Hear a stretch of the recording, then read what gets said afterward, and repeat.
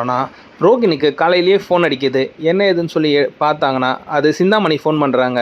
ஐயய்யோ! இவங்க எதுக்கு எனக்கு காலையிலேயே ஃபோன் பண்ணுறாங்கன்னும்போது, சரி எடுப்போன்னு எடுக்குறாங்க. "என்ன கண்ணு எப்படி இருக்க? நல்லா இருக்கியா?" அப்படின்னு. "நல்லா இருக்கேங்க ஆண்டி, சொல்லுங்க" அப்படின்னும்போது, "ஆனால் ஆண்டி நல்லா இல்லையே, ஆன்ட்டிக்கு நீ ஒரு உதவி பண்ணணுமே" அப்படின்னு. "சொல்லுங்க ஆண்டி, கண்டிப்பாக என்னால் முடிஞ்சா பண்ணுறேன்." "இல்லை 274 அந்த வீட்டுக்கு எடுத்திருக்க, அதே மாதிரி இந்த ஆன்ட்டிக்கும் கொஞ்சம் அந்த பூ ஆர்டர் எடுத்து கொடுத்தா நல்லாயிருக்கும்" அப்படின்றாங்க. "சரிங்க ஆண்ட்டி, அவங்க என் கிளைண்ட்டு தான், நான் அவங்ககிட்ட பேசி கண்டிப்பாக ஓகே வாங்கி தரேன், நீங்கள் கவலைப்படாதீங்க" அப்படின்ட்டு.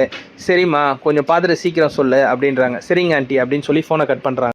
மனசுக்குள்ளேயே நினச்சிக்கிறாங்க, ஐயோ இந்த ஆர்டர் மீனாவால் தான் எனக்கே கிடச்சிதுன்னு தெரிஞ்சுதுன்னா உடனே போயிட்டு அவங்க எங்கள் மாமியார்கிட்ட சொல்லிடுவாங்க இந்த விஷயத்த தெரிஞ்சிடணும், திரும்பவும் என்னையும் மனோஜையும் அவங்க பிரித்து வச்சுருவாங்க, என்ன பண்ணுறதுன்னு அவங்க மனசுக்குள்ளேயே ஒரு சதித்திட்டம் போடுறாங்க. மணிக்கு கால் பண்ணி, "இல்லைங்க ஆண்ட்டி, அந்த ஆர்டரை வேறு யாருக்கோ கொடுத்துட்டாங்களாம், அவங்க பெஸ்ட் ப்ரைஸ்க்கு பண்ணித்தரேன்னாங்க, இருந்தாலும் நான் உங்களுக்கோசம் பேசியிருக்கேன், அவங்க கூப்பிட்டாங்கன்னா கண்டிப்பாக உங்களை